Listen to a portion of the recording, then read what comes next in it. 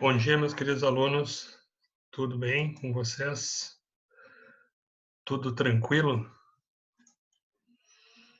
Eh, Bom, na nossa última aula, nós analisamos dois tipos celulares, né? Nós analisamos astrócitos e neurônios.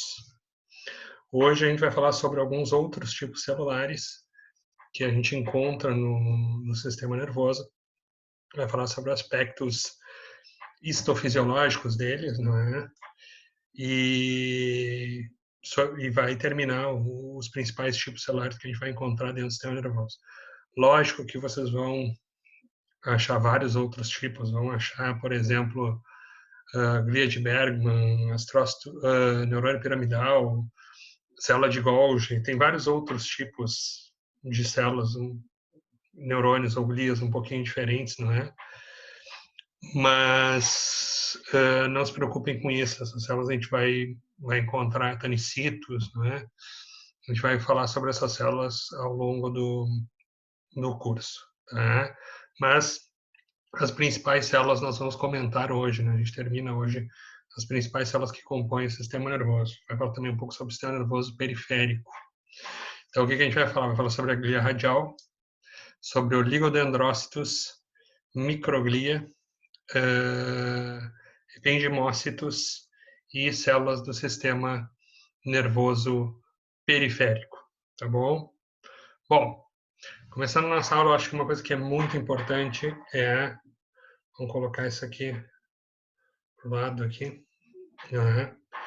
É entender o seguinte, é entender quem dá origem a quem.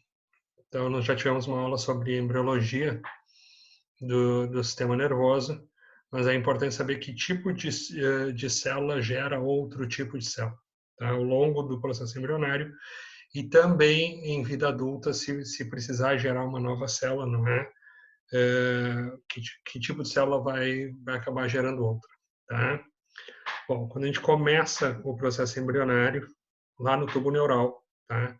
Lá na zona ventricular do tubo neural, na zona mais interna do tubo neural, nós vamos ter o quê? Nós temos, lembrando que o tubo neural é uma invaginação do ectoderma, não é? É uma invaginação de um epitélio, tanto que invagina, faz o tubo neural que vai fazer o sistema nervoso central, e depois o ectoderma, o resto do ectoderma vai fazer o quê? Vai fazer a pele, tá? Então, o que acontece? Nós temos aqui, ó, quando invagina, a parte mais interna dessa invaginação, não é? Nós vamos ter o quê?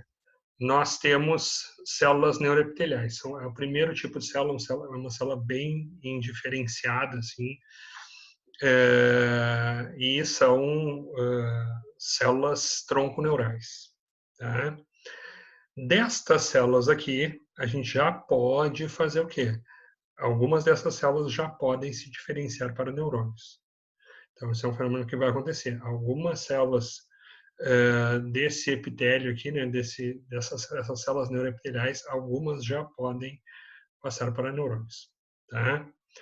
À medida que vai passando o tempo, nesse desenvolvimento embrionário, surge uma célula que é muito importante, que é a glia radial.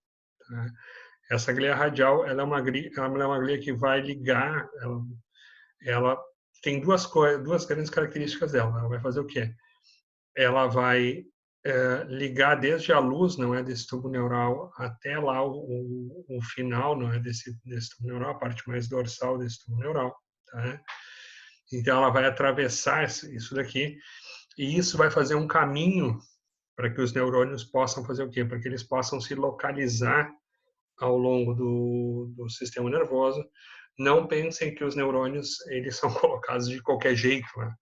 Então, por exemplo, se vocês pegarem o córtex cerebral, tá? O córtex cerebral ele tem 6 camadas, mas ele tem 6 camadas porque existem tipos celulares que ficam numa camada, tipos celulares que ficam na outra, uh, fibras que ficam numa camada, fibras que ficam na outra, né?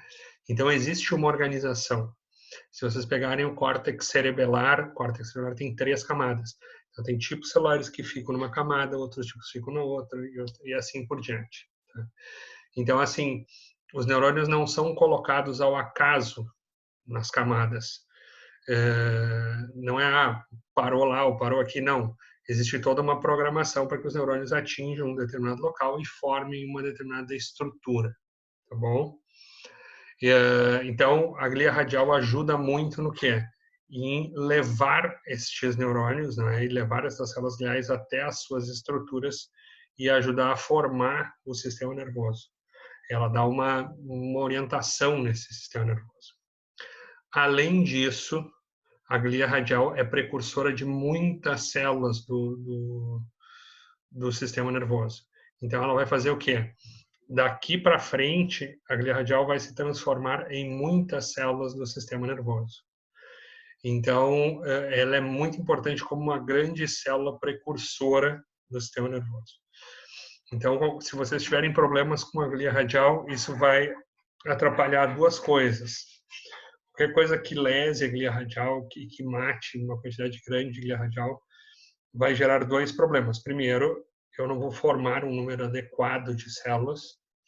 E segundo, essas células não vão estar numa disposição adequada no sistema nervoso. Por isso que a glia radial é um conjunto celular tão importante. Tá? Bom, então, esta glia radial, tá? Então aqui, dessa célula neuroepitelial, eu já posso ter alguns neurônios. Tá?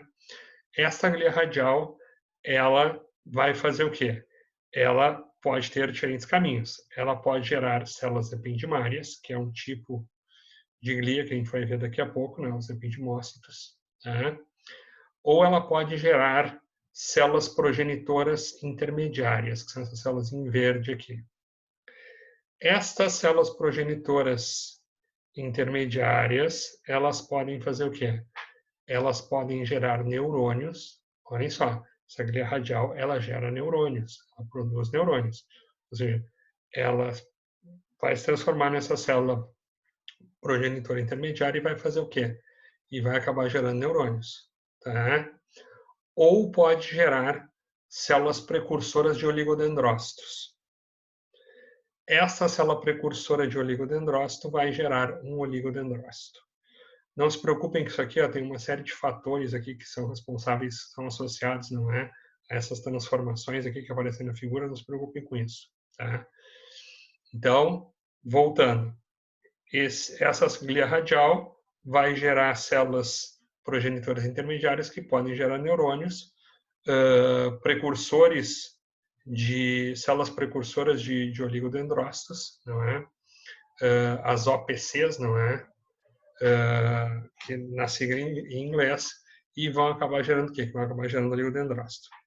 Ao mesmo tempo, essa célula intermediária, essa progenitora intermediária, ela pode fazer o quê? Ela pode acabar gerando os dois tipos de astrócito. Ela pode gerar o astrócito protoplasmático e o astrócito fibroso. A figura aqui não está representando muito bem, porque o astrócito protoplasmático ele fica principalmente na substância cinzenta, ele ficaria aqui em cima. E seria mais correto para esse astrócito. Tá? Bom, além disso, aí a gente vai isso aqui tudo vai acontecer dentro do processo embrionário. Tá? Quando se chega em idade adulta, tá? Eu tenho que essa glia radial ela vai formar lá na zona subventricular, ela vai formar astrócitos que têm uma capacidade, tá, de se diferenciarem para células do tipo C. Essas células do tipo C são células que têm capacidade de se diferenciar em outras células. São células muito parecidas com essas progenitoras intermediárias, tá? Então, o que acontece? A glia radial, ela faz o quê? Ela vai lá e vai ter astrócitos que a gente chama de células do tipo B, que vão ficar aqui, que vão ficar quiescentes, tá? E elas fazem o quê? E elas podem se transformar em células do tipo C. E podem fazer o quê? Podem produzir neurônios novamente, tá? E podem fazer o quê? Podem produzir células precursoras de oligodendrócitos, que podem virar oligodendrócitos, ou continuarem como precursores de oligodendrócitos lá na substância cinzenta. Tá? podem fazer essa migração e até a substância cinzenta ficarem lá como precursores. Aqui tem uma coisa que é muito importante. A gente sempre, quando aprende na escola, a gente aprende assim, neurônios não podem ser formados em idade adulta, não é? Não, existe uma formação de novos neurônios, não é? A partir dessas células da zona subventricular, não é? Se podem gerar novos neurônios. Existe neurogênese em idade adulta, tá? Ela não é tão efetiva, obviamente, que como durante o período embrionário, não tem como fazer uma comparação. Se vocês tiverem um AVC e tiverem uma lesão muito grande, não vai haver uma formação de neurônios que vai tapar aquele buraco feito por aquele AVC. Mas, assim, existe formação de neurônios em idade adulta, né? E hoje a gente sabe que até indivíduos bem mais velhos, eles têm uma formação de novos neurônios. Isso aqui é um contínuo que existe dentro do sistema nervoso, tá? Então, aquela ideia fixa que a gente tem que não vai haver formação de novas células, não é? Isso não é verdadeiro, tá bom? Então, é muito importante que a gente entenda isso, não é? E leve essa informação. Então, aqui a gente tem um mapa mostrando quem forma quem, tá? Então, tudo isso daqui vem lá do ectoderma, vem lá daquele tubo neural que nós vimos aonde? Que nós vimos na parte da hembra, tá bom? Bom, depois de entender quem forma quem, não é? A gente vai para essa glia radial. Vou colocar aqui para a gente poder ver melhor. Essa glia radial, olha aqui, ó. Aqui a gente tem o processo de direcionamento dos neurônios, tá? No qual eu vou direcionar os neurônios com aquelas células bem primitivas, né? Aqui, ó, em verde eu tenho a glia radial, tá? Aqui em azul eu tenho, os neurônios, as células neuroepiteliais.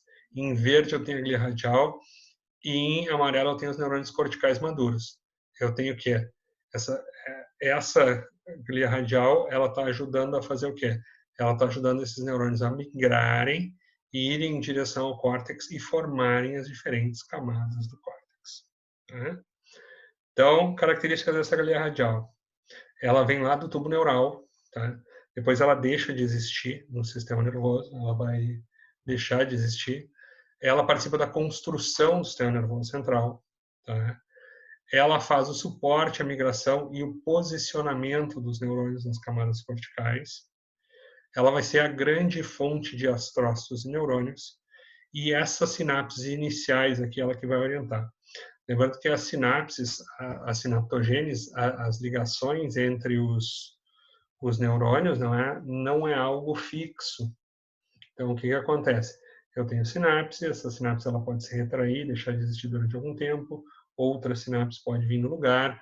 Então, mas essa formação de sinapses iniciais aí, ela é conduzida por essa glia radial, tá bom? Bom, por que é tão importante que o sistema nervoso, é tão importante que o córtex tenha essa organização, tá? Olha aqui, por exemplo, a gente tem uma imagem do córtex cerebral. Olha aqui, ó, as 6 camadas que a gente vai encontrar na substância cinzenta do córtex cerebral. Lembrando para vocês que a substância cinzenta é onde ficam os corpos dos neurônios. E substância branca é onde ficam os prolongamentos desses neurônios, ficam os axônios que estão saindo desses neurônios. Tá? Então, olhem aqui, ó, se a gente for analisar, na camada 2, na camada 4 e na camada 5, eu tenho fibras que chegam da onde? Chegam de outras regiões do córtex. Na camada 4, eu tenho fibras que vêm do tálamo. Na camada 6, 5, 4, 3 e 2, eu tenho o quê? Eu tenho fibras que vêm no tronco encefálico. E aí, isso é o que está chegando no córtex cerebral. Olha o que está saindo. Eu vou ter o quê? Eu tenho fibras que estão saindo daqui, ó, que vão estar saindo aqui dessa camada 1 e 2, que estão indo para outras regiões do córtex. Depois eu tenho fibras que estão saindo da camada 3 e estão indo para o outro hemisfério. Depois eu tenho fibras que estão saindo aqui está o corpo celular da camada 5 e estão indo para o tronco cefálico e para a medula espinal. Depois eu tenho fibras que estão saindo aqui das camadas 5 e 6 e estão fazendo o quê? Estão indo para o tálamo. Então, o que eu quero dizer para vocês? Eu quero dizer que existe uma organização. Se a glia radial não fizer esta organização, tá? Tá tudo perdido ali, tá bom? Então, o que acontece? Existe uma organização de chegada de informação no córtex cerebral, por exemplo, existe uma organização de saída da informação. Então, a glia radial é fundamental para fazer esta organização, tá? Então, é muito importante que vocês entendam o papel dessa célula, tá bom? Bom, aqui a gente tem um exemplo de patologia muito conhecida por todos vocês, que mata glias radiais, não é? E vai fazer o quê? E vai causar um problema muito sério de microcefalia, não é? Aqui a gente tem a infecção por Zika vírus, não é? E o que vai acontecer? Ela vai matar células progenitoras neurais, não é? Vai matar células que são derivadas ali associadas àquela glia radial, não é? E vai acabar fazendo o quê? E vai acabar fazendo com que o encéfalo não consiga se desenvolver adequadamente, não tenha um número de dobras, de giros adequado, não é? Ele vai ficar de um tamanho muito menor, não é? O córtex cerebral. E uma das coisas que esse paciente vai ter, ele vai ter microcefalia. Isso vai ser associado ao quê? Vai ser associado a retardo mental. Não é a única patologia que gera microcefalia, tá? Mas é um exemplo que a gente tem de situações, não é, que nós conhecemos. Por exemplo, logo depois que lançaram em Hiroshima e Nagasaki as bombas nucleares, houve um número enorme de pessoas com microcefalia. Por quê? Exatamente porque a radiação pegou muitas mulheres grávidas, não é? Que estavam no desenvolvimento dos seus bebês, e isso acabou fazendo o quê? Toda aquela radiação acabou afetando glia radial, acabou afetando células progenitoras e acabou fazendo o quê? O sistema nervoso central dessas pessoas acabaram não se formando adequadamente. Eles acabaram fazendo microcefalia, tá? Mulheres grávidas que fazem o uso de altas doses de álcool etílico, tá? Também podem fazer o quê? Também podem atrapalhar esse desenvolvimento e podem fazer microcefalia. Se vocês pegarem colocarem no Google microcefalia, vocês vão ver o que é uma série de doenças que podem fazer o quê? Que podem levar o paciente a fazer microcefalia. Mas é porque basicamente afeta o quê? Basicamente afeta o basicamente vai afetar esse sistema de formação, não é, do sistema nervoso central. Como a gente está num tempo muito relacionado a vírus, não é? Por exemplo, isso aqui é mais de 2016. O pico do Zika vírus aconteceu em 2015 e 2016. Até hoje a gente não tem uma vacina eficiente, não é? Que possa ser usada em larga escala para humanos. Zika vírus foi descoberto até um pouquinho antes, não é? Se não me engano, Zika vírus foi descoberto na Polinésia Francesa, acho que em 2013 ou 2012. Mas aí, quando chegou ao Brasil, quando chegou à América do Sul, é que começou a se ver os casos de microcefalia, não é? E mesmo assim, até hoje, a gente não tem uma vacina eficiente, pelo menos não que eu conheça, não é? Para essa situação, tá? Eu não entendo muito de vírus, né? Mas acredito que não. Bom, aqui a gente tem uma imagem, não é? De ressonância magnética, não é? Mostrando que mostrando o encéfalo de um indivíduo normal, tá? E mostrando o encéfalo de um indivíduo com microcefalia. Notem que o número de dobras, não é muito menor. A quantidade de dobras que vai mostrar esse encéfalo é muito menor. Obviamente, o tamanho da caixa craniana é menor, Tá? Obviamente que isso é um encéfalo mais lisencefálico, ou seja, ele é mais liso, ele tem menos dobras. Então, logicamente que isso vai ser acompanhado de um certo grau de retardo mental, tá? E problemas motores e uma série de problemas nesse indivíduo. Bom, agora, depois que a gente falou sobre glia radial, vamos falar um pouco sobre oligodendrócitos. Oligodendrócitos são células que fazem a banha de melina no sistema nervoso central. Oligo é pequeno, dendros é prolongamento, poucos prolongamentos. Não é tão pouco assim, tá?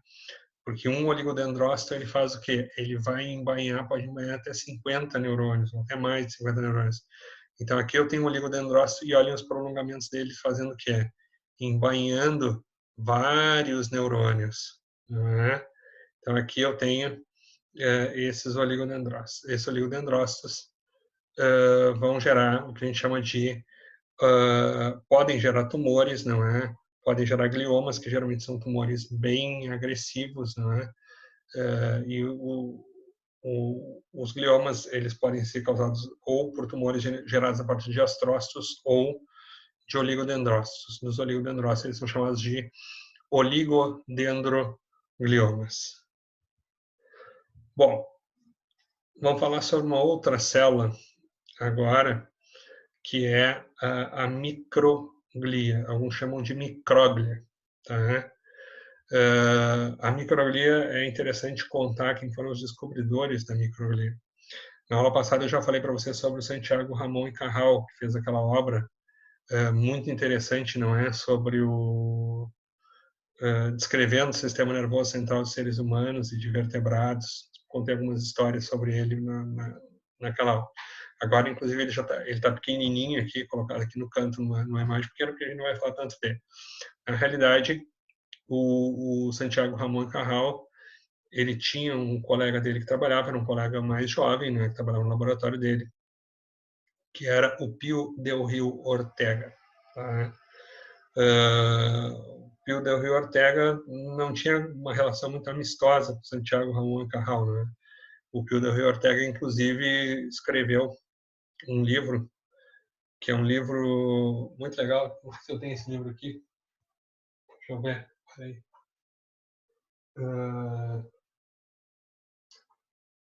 Eu tenho o livro, tá? Mas não está aqui. Quer dizer, está aqui, mas eu não sei aonde, em que lugar aqui nessa estante. Tá? Mas o livro se chama O Mestre e Joe, que ele conta a história dele com o relacionamento dele com o Santiago Ramon y Cajal. O Pío del Rio Ortega sofreu muito com Santiago Ramon y Cajal. O Pío del Rio Ortega era homossexual, né? E o Santiago Ramon y Cajal era o machista da época. Imagine final de 1800, começo de 1900, imagina o que devia ser. Então, o Pío del Rio Ortega teve uma vida muito conturbada, uma vida de muito preconceito dentro do laboratório do Santiago Ramon y Cajal, e escreveu um livro contando como era o relacionamento dele. Tá? E ele foi aluno, vamos dizer assim, não era um colega, mas era aluno, era um pesquisador muito mais jovem, relativamente mais jovem, não é? Opa, não, tem alguma coisa errada aqui. A data aqui de nascimento, eu coloquei aqui a data, isso aqui é copia e cola, não é? A data de nascimento dos dois não é a mesma, a data de nascimento e morte dos dois não é a mesma, tá? O Pío del Rio Ortega era muito mais novo que Santiago Ramon y Cajal. Aquela é a data do Santiago Ramon y Cajal, a data do Pío Ortega vocês acham pelo Google aí. Então, o que acontece? O Pío del Rio Ortega, ele era... Depois, quando eu colocar os slides, né, eu ajusto a data de nascimento e óbito do Pío del Rio Ortega. O Pío del Rio Ortega, ele era muito mais novo que o Cajal, e ele era como se fosse um aluno do laboratório do Cajal. Era um pesquisador muito mais jovem, né? Então, ele tem essa relação de aluno com o Cajal, mas ele depois, quando ele chega no final da carreira dele, ele é professor, né? E tem uma relação de professor e aluno com o Wilder Penfield. Penfield vocês vão conhecer mais tarde, quando a gente for falar sobre córtex, a gente vai falar muito da neurofisiologia sobre o Penfield. O Penfield fez o homúnculo de Penfield e Rasmussen, não é? Que é uma obra sensacional da neuroanatomia. E o Pio del Rio Ortega descobre essa microglia, ou microglia no português. Eu acho microglia um nome horrível, mas muitos pesquisadores chamam de microglia. Tá? Eu acho que o termo mais correto é microglia, micro pequeno, e a glia, que é uma glia pequena. Tá? Mas o pessoal gosta, tem gente que gosta de chamar de microglia. Então, o Pio del Rio Ortega, ele, como se fosse um professor do Penfield, né, e junto eles descobrem a microglia.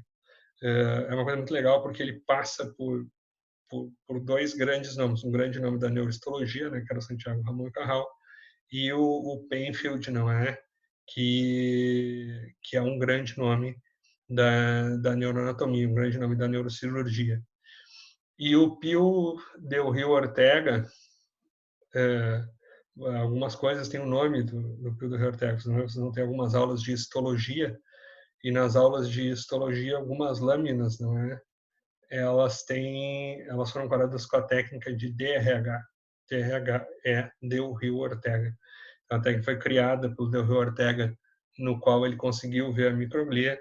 É uma técnica que a gente usa até hoje, né? É uma técnica que a gente usa para ver, por exemplo, fibras reticulares. Tá? Quando vocês forem ver a lâmina de fibras reticulares, vocês vão ver o DRH. Bom, mas saindo um pouco da história, não é? Vamos nessa microglia, que a gente tem uma imagem histológica, não é? Com a técnica do Del Rio Ortega, para corar essa microglia, tá? É uma célula da glia bem pequena, ela é bem menor que as troças, o corpo celular dela é bem menor, ela tem uma série de prolongamentos, tá? Aqui a gente pode ver a microglia, isso aqui são alguns vasos sanguíneos com hemácias dentro, não é? E aqui a gente tem um HE de fundo, não é? Uma hematoxilina e eosina de fundo, corando outros tipos celulares. Eles publicaram um trabalho em 1932, descrevendo a microglia. Na realidade, acho que o trabalho saiu só com o nome do Pio del Rio Ortega, não é? O Penfield, recentemente, aqui, disseram que o Penfield também trabalhou nesse negócio e também ajudou nessa descoberta. O Penfield até agora há pouco não tinha ganho as glórias, não é, de ter descoberto a microglia. Bom, tem uma coisa que é muito interessante. A origem da microglia é uma coisa muito discutida. Até hoje não se sabe exatamente qual é a origem. Mas uma coisa é certa, não é no tubo neural. A microglia, ela vem do mesoderma. Eu tinha uma professora minha de êmbrio que ela sempre dizia o seguinte: quando tu der aula de êmbrio do sistema nervoso, tu sempre fala do mesoderma, porque senão tu nunca vai conseguir colocar a microglia. Ela vem do mesoderma e é uma célula que ela provavelmente do saco vitelino, é uma célula de origem semelhante às células hematopoéticas, não é? E ela faz o quê? Ela invade o sistema nervoso central. Então, ela vem na forma de uma microglia ameboide, tá? Que invade o sistema nervoso central, que se prolifera e vai migrar para diferentes regiões do sistema nervoso central. Então, é como se fosse uma invasão que o sistema nervoso sofre por uma célula modificada do mesoderma, não é? E vai tomar conta de diferentes regiões. A microglia é a grande célula de defesa do sistema nervoso central. Tá? Então, como a gente tem no resto do corpo, nós temos os macrófagos, a microglia é um análogo de um macrófago, seria o nosso macrófago cerebral. Então, ela faz o quê? Ela vai fagocitar os detritos celulares. Qualquer detrito que tiver por ali, algum neurônio que tiver por morrer, alguma célula da glia que tiver por morrer, alguma célula que não seja viável, não é? Ela vai fazer o quê? Ela vai ser fagocitada. Também ele vai estimular a morte de células que não são viáveis. Por que ele estimula a morte de células que não são viáveis? Tem que imaginar que uma célula que não é viável, se ela entra num processo se ela não morre, ela fica consumindo energia, ela fica consumindo glicose, então, se ela não é viável, se ela não funciona bem, talvez seja mais interessante para o sistema nervoso fazer o quê? Destruir ela, fagocitar ela e terminar com ela. Tá? Até tem um detalhe muito interessante, quando a gente começa o desenvolvimento, a gente tem um número muito maior de células. E a gente faz o quê? A gente vai perdendo essas células, como se fosse refinando as conexões. Tipo assim, essa célula aqui não serve, não vai servir direito, a gente refina muito essas conexões. Tá? E se houver alguma alteração na homeostase do sistema nervoso, vai acontecer o quê? Eu posso ativar essa microglia. E essa ativação microglial ela pode aumentar essa fagocitose. Isso muitas vezes não é algo tão desejável assim, não é? Algumas reações com o aumento da microglia podem ser bem danosas no sistema nervoso central e hoje a gente sabe que talvez algumas patologias possam estar associadas ao aumento dessa atividade microglial, destruindo uma quantidade maior de células que deveriam ser destruídas. Tá? Então, a microglia acaba tendo essas funções. Células ependimárias.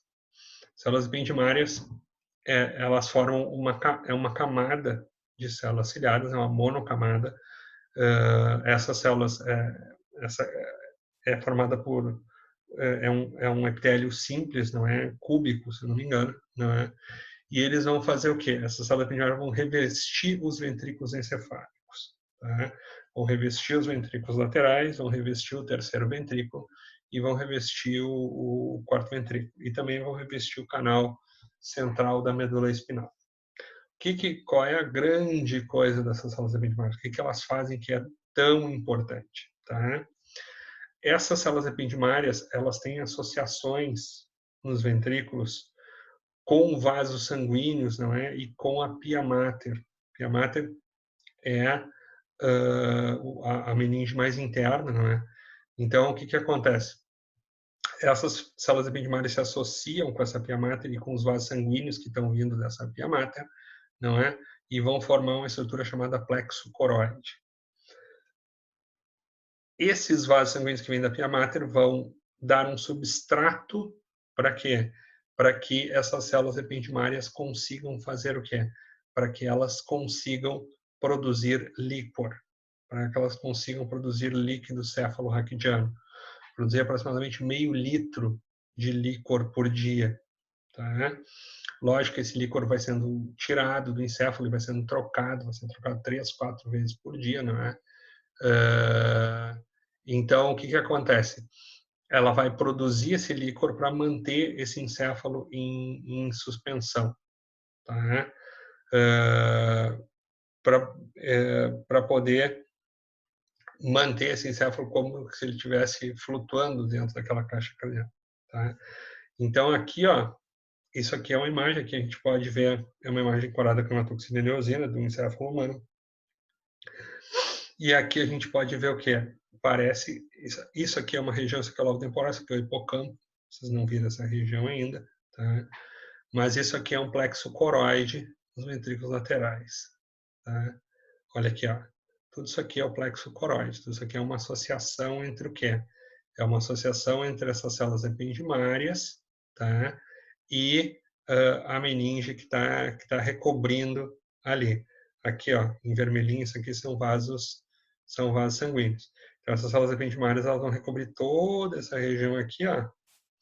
E quando elas chegam, elas fazem o quê? Quando elas chegam aqui, quando elas entram em contato com essa protusão aqui da meninge, não é? Elas vão fazer o quê? Elas vão formar essa estrutura que é o plexo coroide. E esse plexo coroide que vai produzir a maior parte do líquor que a gente tem circulante. Aproximadamente 80% do líquor que a gente tem é produzido por esse plexo coroide. Então, tá, mas e o resto? De onde é que vem? O resto vai vir. Não se esqueça que eu tenho células ependimárias aqui também. Tá?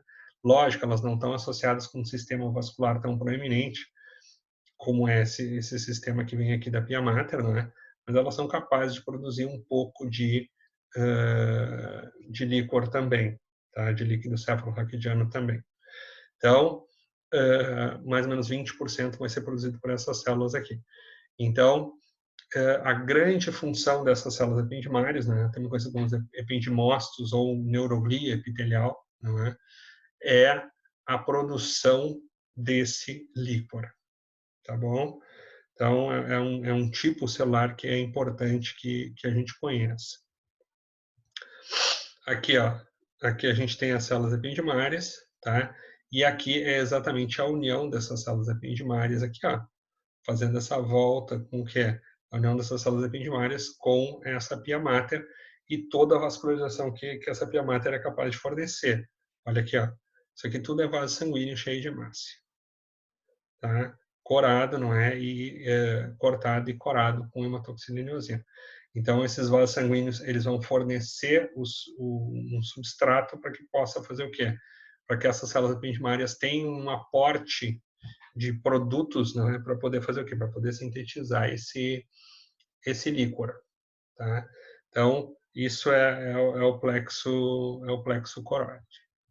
Aqui a gente tem uma figura, tem um corte sagital do encéfalo, e nesse corte sagital do encéfalo a gente consegue ver esse plexo coroide e consegue ver essa produção de líquor, não é?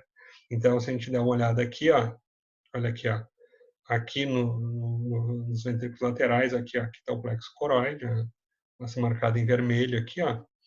Aí se a gente entra aqui, ó, no terceiro ventrículo, também tem esses plexos coroides, a gente vai lá no quarto ventrículo, também tem um plexo coroide, que vai produzir líquor, não é? E esse líquor vai ser distribuído ao longo de toda a caixa craniana e vai ajudar a manter esse encéfalo flutuando feliz por ali, né? E também vai, obviamente, ajudar a proteger e vai banhar também a medula espinal. Tá? Então, se algum dia perguntarem para vocês quem produz o líquor, não é? É esse plexo coroide aqui, e por isso que essas células ependimárias são tão importantes, certo? Aqui a gente tem uma imagem mostrando essa junção da pia mater, não é? Aqui no ventrículo lateral, que é aquela estrutura que eu falei para vocês, ó, isso aqui é o hipocampo, tá? Então, o que a gente tem aqui, ó? Em amarelo, nós temos o quê? Em amarelo, nós temos essa pia mater. Ela vem aqui, ó, e aí ela faz o quê? Ela se prolonga aqui, ó, a meninge se prolonga aqui, ó, e ela entra em contato, desculpa, a gente tem a pia mater aqui em vermelho, não é?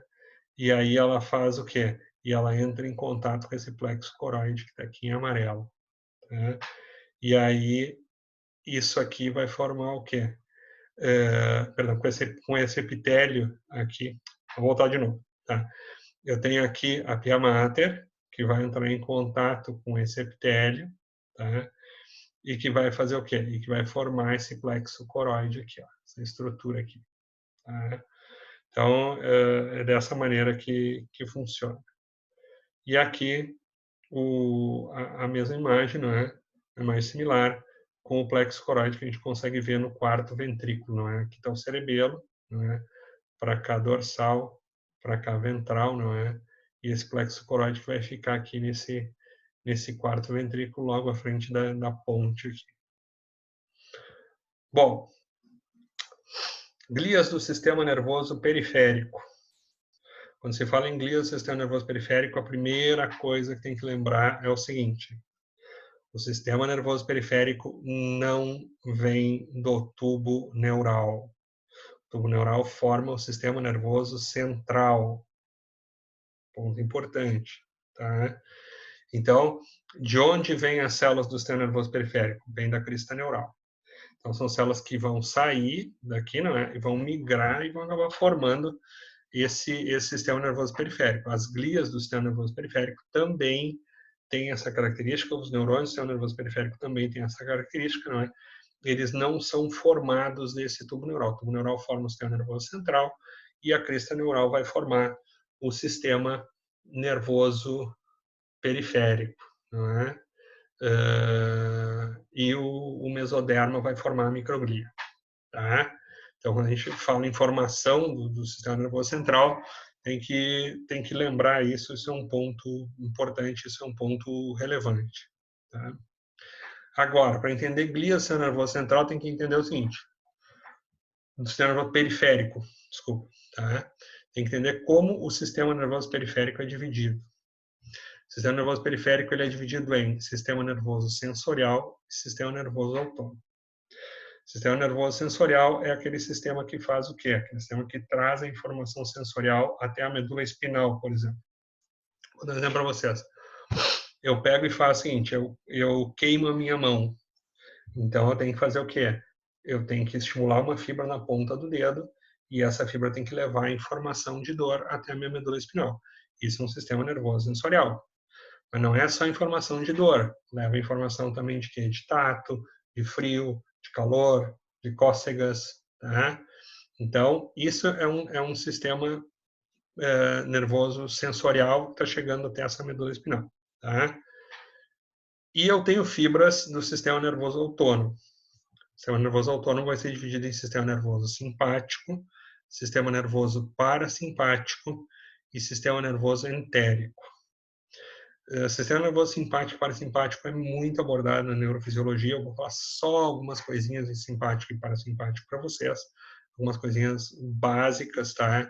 Principalmente da parte de neuroanatomia agora, mas isso aqui é muito estudado na neurofisiologia e muito estudado tem uma aula na neurofisiologia só sobre isso, tá? Uma ou duas aulas só sobre isso. E na neurofarmacologia tem uma ou duas aulas só sobre sistema nervoso autônomo, tá? Mas eu vou contar algumas coisas sobre o sistema nervoso autônomo só para vocês poderem entender mais adequadamente essa parte inicial aqui da neuroanatomia, tá? Então, é importante conhecer essas divisões. Aí as pessoas vão dizer assim, tá, mas que nervo leva a informação sensorial, que nervo leva a informação do autônomo, que nervo leva a informação motora, né?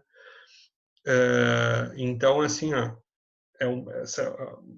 é o mesmo nervo. Então, um nervo ele é composto de fibras que tem o quê? Que tem a informação motora, que sai da medula espinal, é um nervo que traz informação sensorial, de dor, por exemplo, é um nervo que tem inervação autônoma. Nós temos 31 nervos que partem da medula espinal, e esses nervos eles são mistos, não é? Eles têm um componente que leva a informação motora, eles têm um componente que leva a informação que traz a informação sensorial, ele tem um componente que leva a informação do sistema nervoso autônomo. Então é importante entender isso, que às vezes um conjunto de fibras que compõe um nervo leva e traz várias informações. Não, eu não vou ter nervos separados para coisas diferentes, tá? Então é bem importante entender essa dinâmica aí, tá bom? Bom, glia do sistema nervoso periférico, célula de Schwann, tá? Então, a célula de Schwann, ela forma uma bainha de mielina dos axônios do sistema nervoso periférico. No livro do Jotz, ele fala que a relação é uma célula de Schwann para cada um axônio, tá? Na realidade, ficou meio confuso isso. Na realidade, o que acontece? Na realidade, o oligodendrócito tem um oligodendrócito e ele faz o quê? E ele vai formar a bainha de mielina em vários neurônios. A célula de Schwann, tu tem uma célula de Schwann que vai formar a bainha de mielina em um espaço aqui do neurônio. Depois tu tem outra célula de Schwann que vai formar outra bainha de mielina aqui, ó, em outro espaço. Depois tem outra célula de Schwann que vai formar outra bainha de mielina em outro espaço, e assim por diante. E vai haver um espaço entre essas bainhas de mielina, tá? Formando o que a gente chama de nodo de Ranvier. A questão de Ranvier é importantíssimo para quê? Para que eu tenha condução nervosa, para que eu tenha a condução saltatória, não é? Para que o estímulo se propague mais rapidamente. Isso pertence também à parte da biofísica e pertence à parte da neurofisiologia. Mas, então, o correto a gente vai ter o quê? Ao longo de um axônio, a gente vai ter centenas de células de Schwann. Tá? Algumas células de Schwann, elas fazem um contato leve e não formam uma bainha de mielina efetiva nos neurônios, né? Algumas células de Schwann não são mielinizantes, tá? Alguns axônios não têm uma bainha de mielina significativa, tá? E outros formam a bainha de mielina, tá? Então, outros são mielinizados. Então, eu tenho células de Schwann que são mielinizantes e não mielinizantes. O que faz com que a célula de Schwann coloque ou não banho de mielina? É o axônio quem manda. Ele quem envia sinais químicos para a célula de Schwann e a célula de Schwann vai colocar ou não essa banha de mielina. Geralmente, axônios com diâmetro maior de 1 micrômetro, eles têm bainha de mielina, eles fazem uma condução rápida, não é? A condução é rápida não somente porque eles têm bainha de mielina, mas também porque fibras com diâmetros maiores conduzem a informação nervosa de uma maneira mais rápida. E axônios que têm um diâmetro menor do que 1 micrômetro não têm bainha de mielina, tá? Não vão ter uma bainha de mielina efetiva.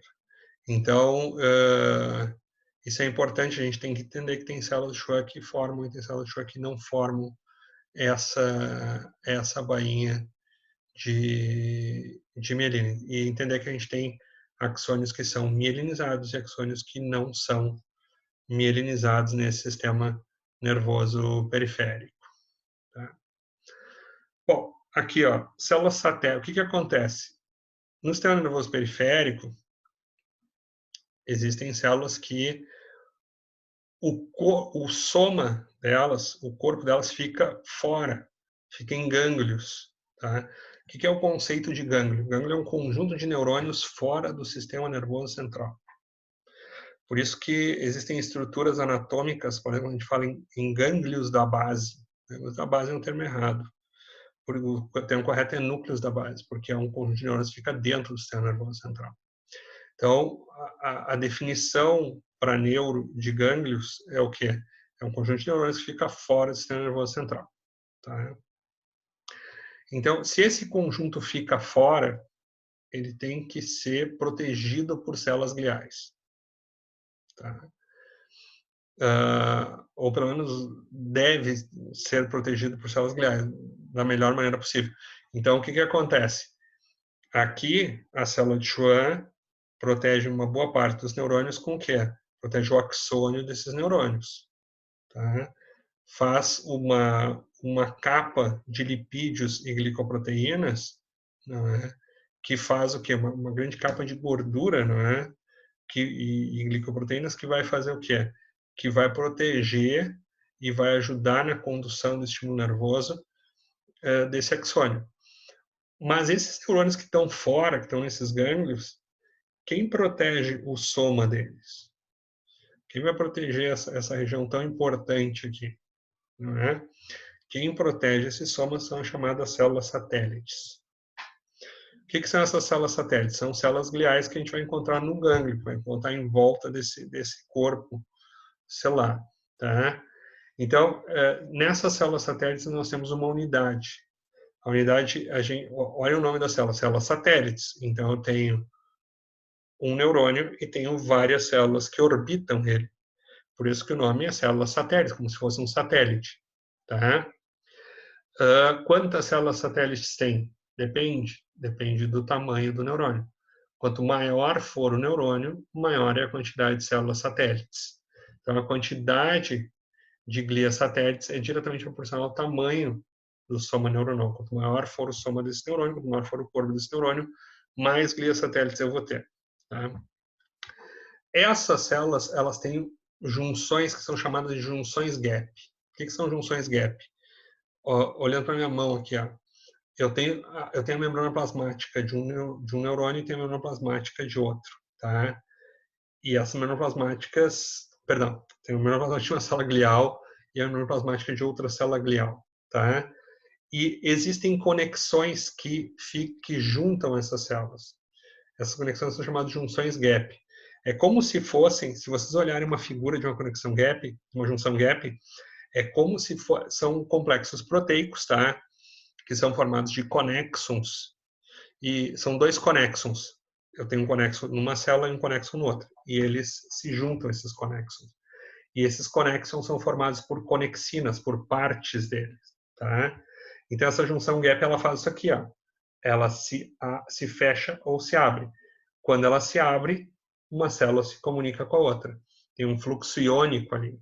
Tá? Íons podem passar por ali, uma corrente elétrica pode passar por ali. Quando essa junção gap não ela se fecha, eu não tenho esse fluxo iônico. Então, isso é uma sinapse elétrica, não é? Entre essas células. Elas têm um contato elétrico entre elas, tem uma passagem de cargas iônicas entre elas. Tá? Então, isso é muito comum entre células gliais. Astrócitos têm muita junção gap entre eles, células satélites têm muita junção gap, a glia entérica tem muita junção gap. Isso é uma coisa bem típica desse tipo de célula. Tá? Não que junção gap seja uma coisa que vai acontecer só nesse tipo de célula. Junção gap existe no músculo do miocárdio também. A função contrátil do miocárdio depende de uma passagem iônica através dessas junções gap. Tá? Então, e também tem junções aderentes que ajudam a manter essas membranas plasmáticas, essas glias têm junções aderentes que ajudam a manter essas membranas plasmáticas juntas, não é? Dessas células satélites. Então, o que isso quer dizer? Quer dizer que é um conjunto que se comunica muito bem entre si. Então, eu tenho um neurônio, que ele é envolto por várias células satélites, tá? E essas células satélites, primeiro, elas são grudadas nesse soma neuronal, essas células satélites são grudadas entre elas, e essas células satélites têm canais que ligam elas. Então, a comunicação entre elas, ela é uma comunicação muito boa. Tá? São células que se comunicam muito bem. Então, isso é importante que vocês entendam essa característica dessas células satélites. Por isso que tem essas junções gap e junções aderentes entre essas células satélites. Quando a gente estuda, isso é uma coisa muito importante, quando a gente estuda histologia, histofisiologia, estuda anatomia, a gente tem que entender por que as coisas são assim. Tá? Não adianta decorar, dizer, nos gânglios tem em volta do soma das células que estão nos gânglios tem células satélites. Não é assim. Entender por que isso existe. Tá? Bom, então o que acontece? Existe uma formação de uma unidade aí. Então, eu tenho o neurônio, eu tenho as células satélites e eu tenho um tecido conjuntivo que fecha aquela estrutura. Aquilo forma uma unidade. Tá? E aí depois eu tenho um outro neurônio que não se comunica com essa unidade, que tem as suas células satélites e que tem o seu tecido conjuntivo. Depois eu tenho um outro neurônio que tem as suas células satélites, o seu tecido conjuntivo e forma uma unidade. Tá? Então, o que acontece? Quando o modo dessas unidades se comunicarem, o modo usual dessas unidades se comunicarem é quando eu tenho lesões que vão romper essa bainha perineural. O que é essa bainha perineural? A bainha perineural é exatamente esse tecido conjuntivo mais essas células da glia que ficam em volta desse neurônio. Né? Temos que bainha é uma coisa, por exemplo, que a gente coloca a espada numa bainha, não é? Então, se eu romper uma bainha, eu estou rompendo um envoltório. Né? Então, às vezes, alguma lesão no gânglio, ela faz o quê? Aí, essas unidades podem entrar em contato. Mas, a princípio, elas não têm grande contato. Tá? Essas células satélites, aonde eu tenho sinapses, porque os gânglios, vocês veem que os gânglios, eles são assim, ó. Existem gânglios, os gânglios sensitivos, é assim, ó. Eu tenho um neurônio, ele tem um prolongamento e tem outro prolongamento, não tem sinapse nenhuma. Tá? Então, a informação de dor vem de um lado, vai passar por esse soma, não é? Vai passar por esse soma e vai seguir no outro prolongamento, não tem sinapse nenhuma. Mas eu tenho gânglios, principalmente os gânglios do sistema simpático e parasimpático, eu tenho o quê? Que eu tenho uma fibra que chega, faz sinapse, eu tenho um soma aqui e aí sai outra fibra. Então, eu tenho locais que têm sinapses nesses gânglios, tá? E nesses locais que têm sinapses, eu tenho neurotransmissores. Eu preciso controlar o nível desses neurotransmissores. Então, essas células satélites ajudam a controlar esse nível de neurotransmissores. Então, controla nível de transmissores, por exemplo, como ácido gama-aminobutírico, que é o GABA, controla os níveis de glutamato, que é um dos principais neurotransmissores do sistema nervoso. Então, aquele conjunto de células gliais que fica ali em volta daquela sinapse, não é? Ajuda a controlar esse nível de neurotransmissores. Essas células satélites também têm uma atividade fagocítica, aí ela é lá no sistema nervoso periférico, não é? Desses detritos neuronais, e ela também libera fatores de crescimento neuronal. Esses fatores de crescimento, eles ajudam, não é? A sobrevivência dos neurônios em uma situação difícil, assim. Lembrem-se que o sistema nervoso periférico, não é? Se vocês lesam um nervo periférico, na parte mais distal dele, ele pode se regenerar, né? Não é como o sistema nervoso central que não tem uma regeneração significativa. Então, o sistema nervoso periférico tem uma regeneração bem razoável. Vocês podem ver isso, por exemplo, no paciente que ele faz assim, o paciente que tem queimadura de terceiro grau. Queimadura de terceiro grau na hora não dói. Não tem. Por que ela não dói? Porque ela é tão profunda, ela é tão agressiva que ela faz o quê? Que ela queima até a fibra nervosa. Com isso, o paciente não consegue sentir dor muitas vezes. Não estou dizendo que não vai doer depois. Depois, o sistema nervoso periférico se regenera, vai encontrar os mediadores da dor, as substâncias que geram a dor, e o paciente vai fazer o quê? Pode sentir dor até por um ano, tá? Mas, assim, um prognóstico péssimo para uma queimadura é o quê? É não sentir dor. Se vocês fizerem uma queimadura e vocês não sentirem dor, isso é muito ruim. Por quê? Porque indica que essa queimadura é muito profunda e que ela queimou até o sistema nervoso periférico, tá? Que vai ter uma tendência a se regenerar depois, tá? Mas não é bom num evento como uma queimadura o paciente fazer o quê? O paciente não sentir dor, certo? Bom, então essas são as células satélites. Vou mostrar uma imagem aqui de células satélites aqui, ó. Aqui eu tenho o neurônio que está lá no gânglio, e olha aqui, ó, ele fica envolto por essas células satélites, que estão abraçando ele. Notem, quanto maior for o neurônio, mais células satélites eu vou ter aqui abraçando esse neurônio. E aí depois eu tenho o quê? Quando sai a fibra nervosa, eu tenho o quê? Aí eu tenho a célula de Schwann, as células de Schwann, que vão fazer o quê? Que vão formar essa bainha de mielina aqui.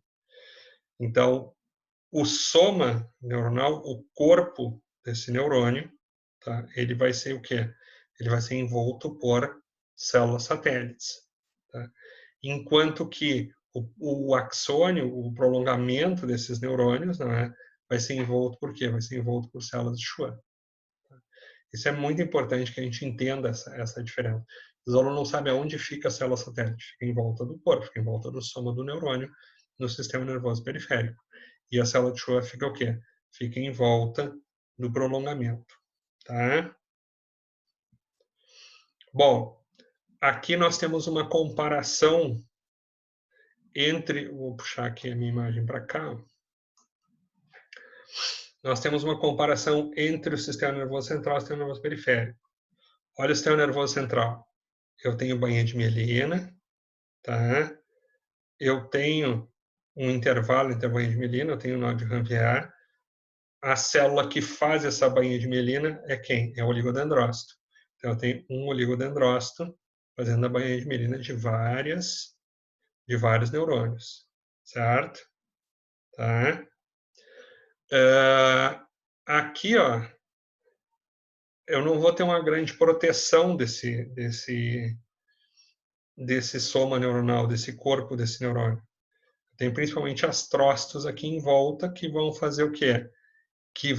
Eu tenho principalmente astrócitos que vão se encarregar do quê? Que vão se encarregar da nutrição desse neurônio e outras funções que a gente já comentou na aula passada. Tá? No sistema nervoso periférico, esse soma ele fica envolto pelas células satélites, tá? E eu também tenho a formação de banha de mielina, só que ela é feita pelas células de Schwann. Tá?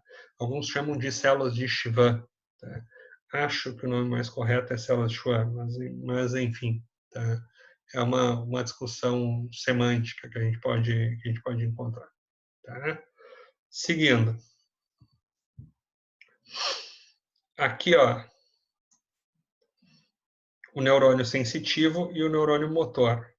Olhem a diferença, olhem como é que é. Olha aqui, ó, isso aqui é o neurônio motor. Isso aqui é o neurônio, por exemplo, que está lá na medula espinal, no córno ventral da medula espinal, vocês vão aprender isso depois. Isso é o neurônio que está lá no córno ventral da medula espinal e faz o quê? E vem aqui, ó, e vai liberar acetilcolina, por exemplo, na musculatura, para fazer o quê? Para fazer a contração da musculatura. Quando eu estou mexendo esse braço aqui, o que está acontecendo? Essa mão aqui, o que está acontecendo? Eu tenho um neurônio na medula espinal, o soma dele está lá na medula espinal, está produzindo essa acetilcolina está vindo aqui, ó, e está sendo lançado nessa terminação aqui. Isso atinge o músculo e causa contração. Aqui eu tenho um neurônio receptor. Então, o que acontece? Quando eu queimo a mão, se ativam essas fibras nervosas livres aqui e vai acontecer o quê? Essa informação vem e vai até a medula espinal, vai até o sistema nervoso central. Eu sempre falo muito em medula espinal, tá? Porque eu estou sempre considerando o pescoço para baixo. Mas é óbvio que, por exemplo, se for pensar em músculos da face, aqui esse corpo celular está saindo lá do tronco encefálico e essa fibra aqui está chegando no tronco encefálico, tá? Mas a gente sempre, sei lá, por força do hábito, acaba falando em medula espinal para facilitar um pouco para os alunos, tá bom? Então, esse corpo celular aqui não está representado aqui, mas ele vai ser envolto por células satélites. Notem, não tem sinapse aqui nesse gânglio. O gânglio está aqui, ó. Eu não tenho sinapse aqui. Isso vai direto, essa informação vai direto, tá? Então, os neurônios sensitivos não vão ter essa sinapse. A sinapse vai acontecer lá na ponta dele, quando ele chegar lá na medula espinal. Mas ele não tem dois neurônios aqui nesse caminho, tem um neurônio só, tá? Bom, quando a gente fala sistema nervoso autônomo, uma coisa muda. Olha aqui, ó. Por exemplo, sistema nervoso autônomo. Vamos ver aqui um órgão. Pô, não tem um órgão legal que é o coração aqui, não está representado aqui nessa imagem, tá? Mas vamos aqui, ó. Vamos, por exemplo, ao pulmão, tá? Vamos dar um exemplo aqui. Eu tenho isso aqui, ó. Aqui eu tenho a minha medula espinal, tá? Medula espinal com as saídas cervicais, torácicas, lombares, sacrais e coxígena, tá? Então, olha aqui, ó. Sistema simpático. O sistema simpático é um sistema de luta ou fuga. Ou seja, sempre que você se encontrar numa situação de luta ou fuga, você vai ativar o sistema simpático. E o sistema parasimpático é um sistema de repouso e digestão. Sempre que você se encontrar em uma situação de repouso e digestão, vocês vão ativar o sistema parasimpático. Então, vamos pensar numa situação de luta ou fuga, tá? Vamos pensar só em um órgão. Vamos pensar o seguinte: vocês vão ser atacados, tá? E quando vocês vão ser atacados, vocês acham que vocês precisam do quê? Vocês precisam aumentar frequência e amplitude ventilatória, precisam ventilar mais, vocês precisam ter broncodilatação, tá? Para poder fazer o quê? Para colocar mais ar nas vias aéreas e colocando mais ar nas vias aéreas, vocês conseguirem produzir mais ATP e conseguirem fugir, é isso que vocês precisam. Então, o que o sistema simpático faz? O sistema simpático vai fazer várias coisas. Ele vai liberar adrenalina pela medula da suprarrenal, mas ele vai ter uma inervação, tá? Que vai ir até os pulmões para ajudar a fazer essa broncodilatação. Olhem essa inervação aqui, ó. É uma inervação que parte daqui, ó, da porção torácica da medula espinal e faz isso aqui, ó. Parte da torácica e vai para uma cadeia de gânglios que fica ao lado da medula espinhal, que a gente chama de cadeia ganglionar simpática, tá? Fica ao lado, paravertebral. Então, olha aqui, ó, esse neurônio sai daqui e ele faz o quê? E ele faz uma sinapse com outro neurônio. Então, o que que acontece? Ele sai da medula espinhal e vai até o gânglio. Então, ele é pré-ganglionar. Ele faz uma sinapse aqui e daqui sai outro neurônio que vai até o pulmão para liberar noradrenalina. Vocês conseguem entender que o sistema nervoso autônomo ele tem nessa ligação ele tem 2 neurônios e não tem um como a porção sensitiva? Ele faz o quê? Ele faz aqui, ó. Meu neurônio até aqui, faz uma sinapse no gânglio com outro e daqui sai outro. Tanto que eu tenho um neurônio pré-ganglionar e eu tenho um neurônio pós-ganglionar. Olhem o parasimpático, é o sistema de repouso e digestão. Por exemplo, o nervo vago, o 10º paro craniano, ele faz o quê? Ele sai daqui do tronco e ele faz o quê? E ele chega num gânglio, que esse gânglio ou ele vai ser dentro do órgão, vai ser coladinho no órgão, não é? E ele faz o quê? E ele faz uma sinapse com a célula do gânglio e a célula do gânglio parte uma fibra para o pulmão. Tá? Então, tem 2 neurônios nesse circuito aí, e não um neurônio só como mostrado anteriormente, tá? Como na parte sensorial. Então, o que acontece? Aqui, as células satélites envolvem não só esse soma neuronal, mas envolvem essa sinapse aqui também. E com isso regulam o que é? Regulam a quantidade de neurotransmissores que tem nessa sinapse aqui. Tá? Então, vão ajudar a fazer essa regulação de neurotransmissores aqui. A célula satélite ajuda bastante nisso aqui. Tá? O neurotransmissor aqui é acetilcolina. Tá? E os receptores são receptores nicotínicos. Vocês vão aprender isso mais tarde. Então, ele vai fazer essa ligação aqui. Tá? E aí, se vocês forem comparar, por exemplo, tipos de fibras, olhem só, uma diferença anatômica, olha o simpático. Ele tem fibras pré-ganglionares, fibras que vão até o gânglio, e fibras pós-ganglionares. A pré-ganglionar é uma fibra curta. A pós-ganglionar é uma fibra longa. O sistema parasimpático de repouso e digestão, ele tem uma pré-ganglionar também, que vai até o gânglio, e ele tem uma pós-ganglionar. Ele faz o quê? A pré-ganglionar é longa e a pós-ganglionar é curta. Então, isso é uma outra diferença anatômica entre simpático e parasimpático. O tamanho das fibras pré-ganglionares e pós-ganglionares simpático e parasimpático é diferente. É uma diferença anatômica importante. Depois, vocês vão aprender que não são só diferenças anatômicas, existem diferenças em termos de neurotransmissores e existem diferenças em termos de receptores. E isso é toda a base da farmacologia do sistema nervoso autônomo, não é? Depois que a gente dá a neurofisiologia e dá a neurofarmacologia, vou dizer que isso aqui é uma das coisas mais importantes de toda a medicina e de qualquer área biomédica. Saber como funciona o sistema nervoso autônomo é uma das coisas mais importantes para entender como funciona o corpo. Mas, por enquanto, tem que entender essa parte anatômica inicial, vamos dizer assim. Sistema nervoso entérico. Tá? Sistema nervoso entérico também formado lá da crista neural, né? Tem mais neurônios do que a medula espinal. O sistema nervoso entérico ele vai ser dividido aqui, ó. Se vocês olharem o sistema entérico, vocês vão ver coisas bem interessantes. Olha aqui, ó. Aqui a gente tem uma imagem da histologia do esôfago, do estômago, do duodeno, do jejuno, do ilho e do cólon, tá? Então, o que acontece? Eu estou seguindo aqui, ó, no sentido oral caudal, o trato gastrointestinal. Então, olha aqui, ó, eu tenho camadas musculares. Eu tenho camadas de musculatura circular e eu tenho camada de musculatura longitudinal. Depois eu tenho uma camada submucosa. Depois eu tenho uma outra camada fininha aqui, que é a muscular da mucosa. Tá? Depois eu tenho um epitélio aqui em cima. Essa organização ela se repete, não é ao longo de todo o trato gastrointestinal.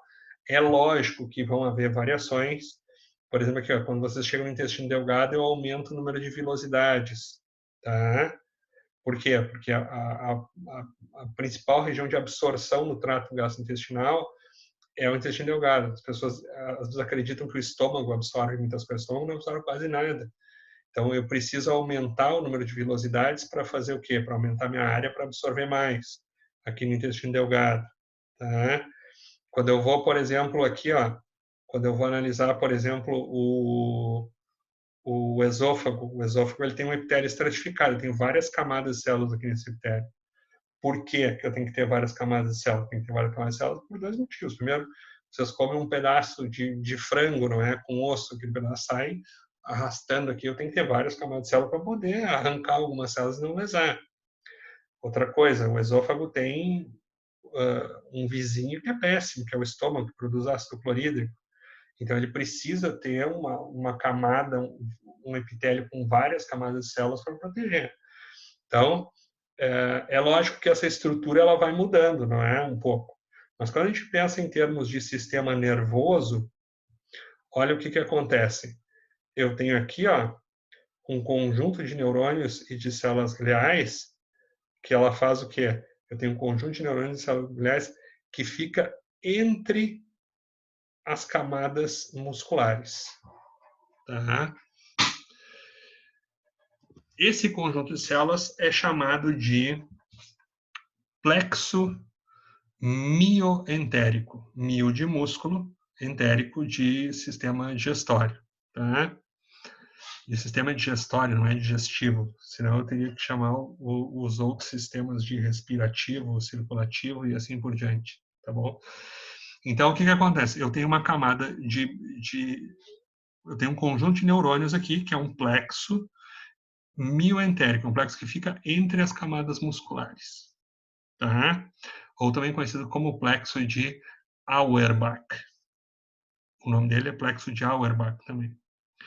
E eu tenho aqui, ó, um outro plexo, um outro conjunto de neurônios que fica junto da submucosa, que é chamado de plexo submucoso. Ou plexo de Meissner. Então, tem esse plexo de Meissner e esse plexo de Auerbach, plexo de Meissner o submucoso, plexo de Auerbach o mioentérico. Para que servem esses plexos? Pessoal, o trato gastrointestinal ele é relativamente autônomo. Se vocês tirarem uma boa parte da inervação dele, ele continua propelindo o alimento no sentido oral caudal só com o grupamento de neurônios que tem ali.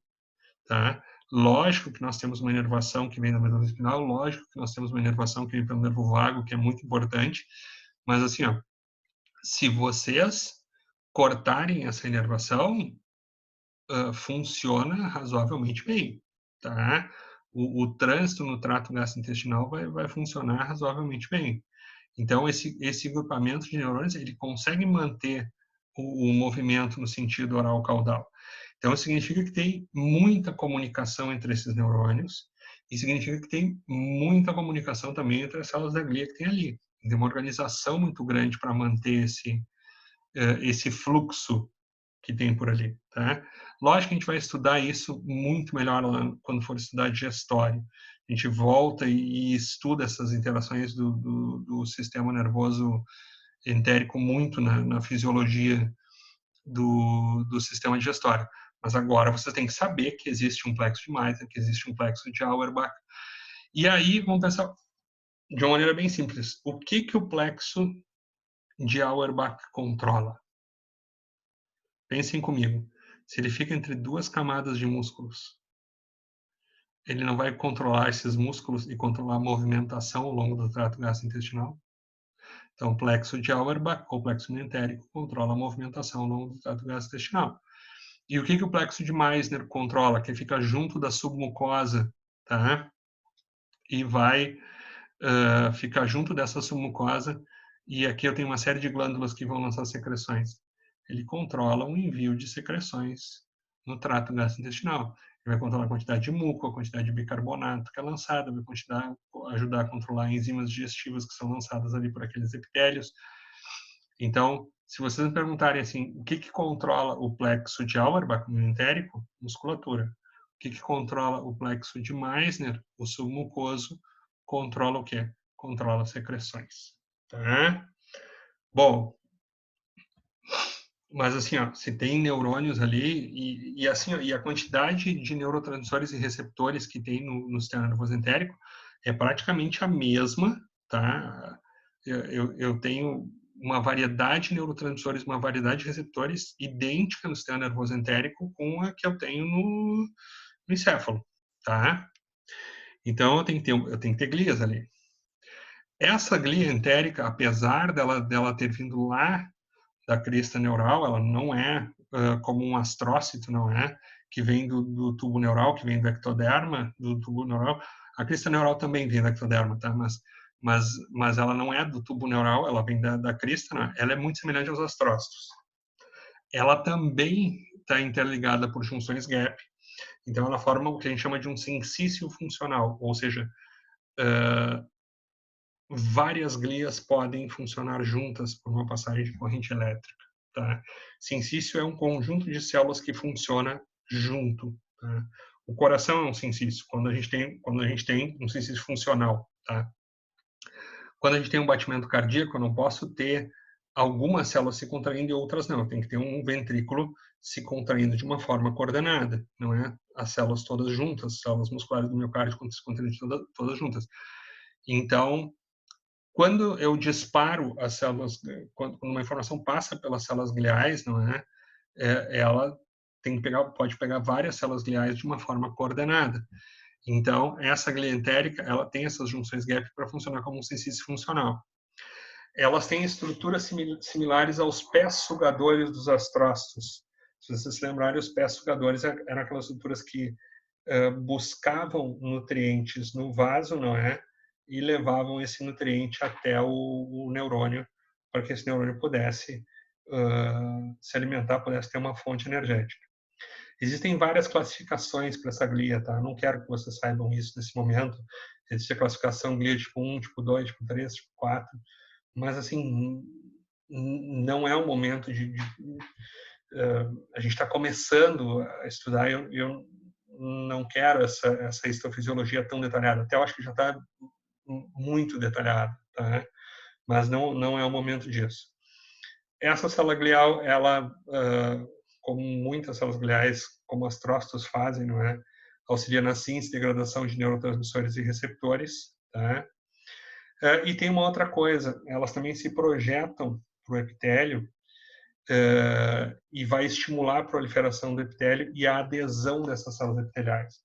A adesão das células epiteliais é muito importante porque para formar uma barreira no epitélio intestinal, para que não entrem coisas que não são adequadas, para que não entrem proteínas inteiras. Isso é muito importante essa barreira, essa proteção, porque a entrada ela tem que ser bastante seletiva, não é? Embora muitas coisas vão entrar por difusão, fármacos, por exemplo, entram por difusão, não é? Mas tem que ter um certo controle do que vai entrar dentro do organismo, tá? E tem uma coisa que a gente não se dá conta, mas o trato gastrointestinal, a luz do trato gastrointestinal é considerado lá de fora do corpo. Sim, é considerado lá de fora do corpo, por quê? Porque enquanto não entrar dentro do sistema circulatório, é fora. Está tecnicamente fora. Tem que imaginar que o trato gastrointestinal é o que é uma tubulação, começa na boca e termina no ânus. Se não for incorporado, se não entrar dentro do sistema circulatório, tecnicamente está fora do corpo. Tá? Então, tudo que está na luz do trato gastrointestinal e ainda não foi absorvido, tecnicamente está fora do corpo. Então, tem que ter um controle muito grande nessas células epiteliais e para que exatamente não tenha entrada de algo que não seja desejável. E essa glia entérica ajuda a fazer isso, não é? Auxiliando na adesão dessas células epiteliais. Tá? Agora, nessa aula, a gente entra numa sessão que é uma sessão que é o seguinte, não há o que não haja, né? Por exemplo, isso aqui é um exemplo de uma coisa nova que a gente que o pessoal tem descoberto há pouco, não é? Isso aqui são imagens de microscopia confocal reconstruída em 3D de tipos celulares, não é, que a gente encontra no intestino, não é? Então aqui a gente tem uma reconstrução dessa glia, não é? E aqui a gente tem uma reconstrução de uma célula do epitélio, de uma célula adaptada do epitélio, que ela faz o quê? Olha aqui, essa célula adaptada do epitélio, ela tem uma projeção que se comunica com o neurônio e isso está influenciado pela glia ali. Pessoal, hoje a gente sabe que no epitélio do intestino, por exemplo, nós temos receptores que detectam moléculas como se eles detectassem um sabor. Então, quer dizer, aqui essa célula, ela tem receptores na membrana plasmática dela que fazem o quê? Que moléculas se ligam ali e vão dizer para ela um determinado gosto, mais salgado, mais doce. E isso pode determinar, e essa informação, vocês imaginem que essa informação ela faz o quê? Essa informação vai para um neurônio e esses plexos, não é? Eles se comunicam com o nervo vago, não é? E essa informação pode ir até o sistema nervoso central. Então, isso pode modificar, por exemplo, sensação de fome, sensação de saciedade. Então, o que acontece? O trato gastrointestinal, aquela parte do intestino ali, tem células que são receptoras e vão saber, por exemplo, a quantidade de açúcar que está comendo, a quantidade de sal, o tipo de açúcar, não é? E vão decidir se isso vai aumentar ou se vai diminuir a fome do indivíduo. Então, para a gente ter uma ideia do quão especializado é isso, não é? E o quanto a gente está aprendendo de coisa ainda sobre o sistema nervoso central. Quem imagina que a gente sabe tudo sobre o sistema nervoso central está completamente perdido. Nós estamos aprendendo cada dia coisas diferentes. E ainda na seção não há que não haja, né? Olha aqui, ó. Esse é um artigo do ano passado, um artigo de 2019. Né? A gente sempre imaginou que os neurônios eles ficavam presos lá e que não saíam pelo sistema circulatório e que jamais poderiam chegar a um outro lugar. Tá? Hoje a gente sabe, por exemplo, que pelo menos em roedores, não é? O roedor ele faz um câncer de próstata, não é? Se faz um câncer de próstata em roedores e aqueles neurônios que estão sendo produzidos, não é, lá naquela zona subventricular, eles podem fazer o quê? Eles podem atravessar e entrar no sistema circulatório, não é? E fazem o quê? Eles entram no sistema circulatório e fazem o quê? Vão se alojar naquele tumor. E de acordo com a quantidade de neurônios que tem ali, o tipo de neurônio que tem ali, esse tumor pode ser mais ou menos agressivo. Aquele câncer de próstata pode ser mais ou menos agressivo. Aquela ideia de que as células eram fixas e que elas não davam uma volta por aí, não sei se isso vai ser verdadeiro durante tanto tempo, tá? Mas assim, ó, isso não é para vocês ainda, ou seja, a gente está começando a estudar essas coisas, tá? Isso é Nature 2009, são coisas novas que estão se descobrindo, tá? Isso não tem nos livros didáticos ainda, mas é uma curiosidade interessante. Não cai na prova isso, tá bom? Isso é só para vocês entenderem que tem muita coisa nova que está se descobrindo sobre essas células, tá bom?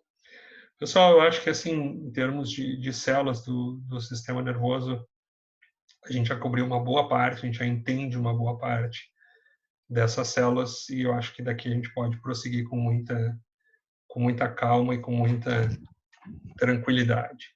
Espero que a aula tenha ajudado vocês a entender o que tá escrito dentro do livro-texto, não é? Lógico que a aula tem outras coisas, tem outras vivências que eu trago, tem outras historinhas que eu conto, não é? Que não necessariamente estão no livro-texto, e tem coisas que estão no livro-texto que não são contadas aqui, não é? Mas eu acho que vai ajudar vocês a entender um pouco melhor as coisas. Aqui a gente tem uma bibliografia que pode também ajudar vocês nesse sentido. Muito obrigado pela atenção. Tá? Espero que estejam todos bem, que esteja tudo tranquilo com vocês. E um ótimo final de semana. Tudo de bom, gurizada. Um grande abraço.